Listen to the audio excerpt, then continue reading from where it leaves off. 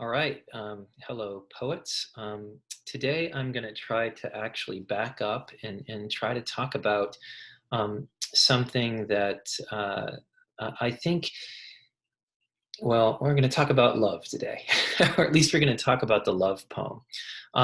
This was on the schedule at one point, and I either removed it or we managed to skip it. But I thought it would be a great topic simply because well, for one thing, most of you are in your 20s, and love is an issue for you. There's actually a book called Love in a Time of Cholera that I was thinking about today. And I was thinking a lot about my son and also about my wife. My son, whose girlfriend is in another state, and he's trying to manage the relationship over technology right now. And Rachel and I, who are managing our relationship, trying to take care of each other and ourselves in this context of the pandemic. So I've been thinking a lot about love, and I thought it would be appropriate to talk a little bit about love poems and how we write them, and also to give you, sorry, my door just opened, to give you guys a sense of what the difference is between a good love poem and a bad one is. I'm going to start by reading a love poem that I think is pretty strong here, and it's called "To Dorothy," and you should be able to see that up on your screen now. And this is by Marvin Bell. And I'm going to read two love poems that I think are pretty effective. And this is the first one, "To Dorothy" by Marvin Bell. You are not beautiful exactly. You are beautiful inexactly. You let a weed grow by the mulberry, and the mulberry grow by the house. So close in the personal quiet of a windy night, it brushes the wall and sweeps away the day till we sleep. A child said it, and it seemed true. Things that are lost are all equal. But it isn't true. If I lost you, the air wouldn't move nor the tree grow. Someone would pull the weed, my flower. The quiet wouldn't be yours. If I lost you, I'd have to ask the grass to let me sleep. That's pretty amazing stuff there. Um, and now I'm trying to figure out how to get back to the main screen here, which I will figure out in a second. But there we go. Um, all right, there we go. Stop share. Um, what's so effective about that poem? Well, first of all, one of the things that it does do is it really effectively avoids some of the major problems and traps that we come up with, that we encounter with a lot of like really bad love poetry. And the fundamentally, one thing to think about there is, I think Cyrus Casellas was the one who said that that the the the that the major problem with love poems is that there so oftentimes there is a kind of failure to really deliver genuine intimacy. So what you end up with is really not so much a love poem, but a statement of ideas about love. And what gets left out is the actual person.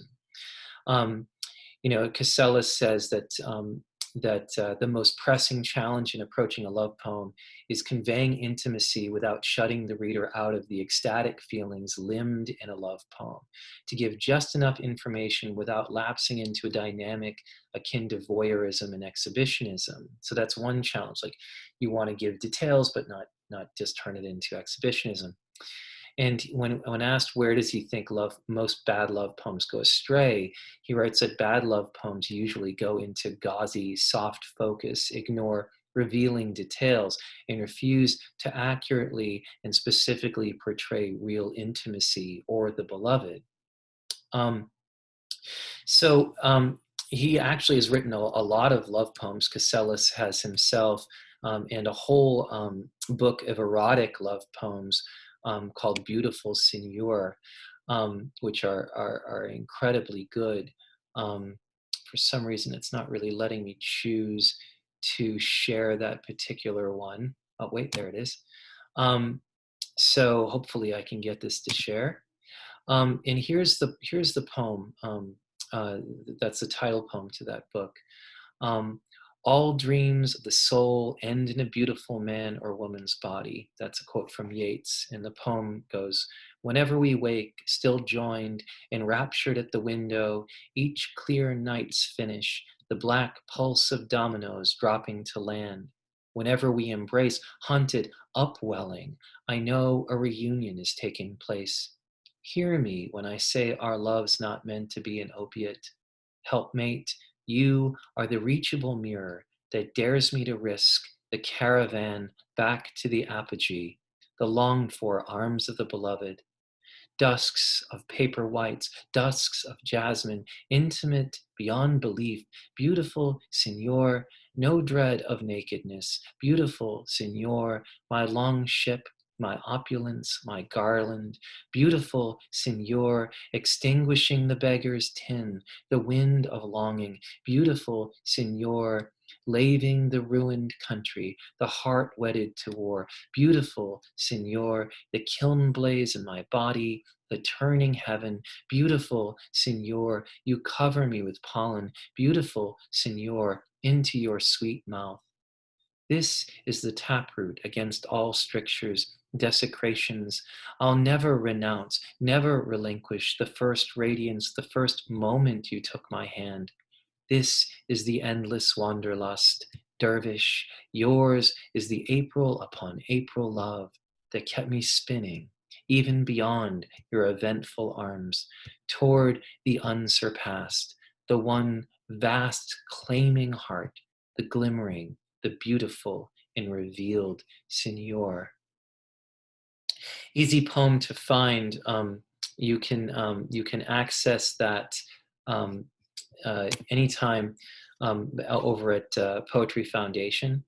Cyrus Casellas, Beautiful Signor, and To Dorothy is also pretty easy to find. These poems are successful and effective largely because they they create this kind of visceral intimacy with details, but also because they're willing, as I talked about in the last poem, to drift away from the beloved herself. You notice that or himself, in both poems, you'll notice that the beloved is there, but is there more through approximation and association. Like it's not like we spend, the worst love poems are the ones that like spend like 5 lines describing the beloved's breasts or backside. The best love poems are the ones that access these things through very specific connections that are being made. And all good poetry really is association. It's that radical juxtaposition that happens when we see something and then we connect it to something else. So we see something and it moves us back to a place in time or a different situation. So feel free to move very quickly in these poems. And by that I don't mean like leaping off of an image, but going through an image to another place. I provided a writing prompt on the love poem over at Writing Prompts, so take a look at that and take a shot at writing your own beautiful love poem like Marvin Bell and Cyrus Casellas did. All right, I'm going to end this now because this is already way too long.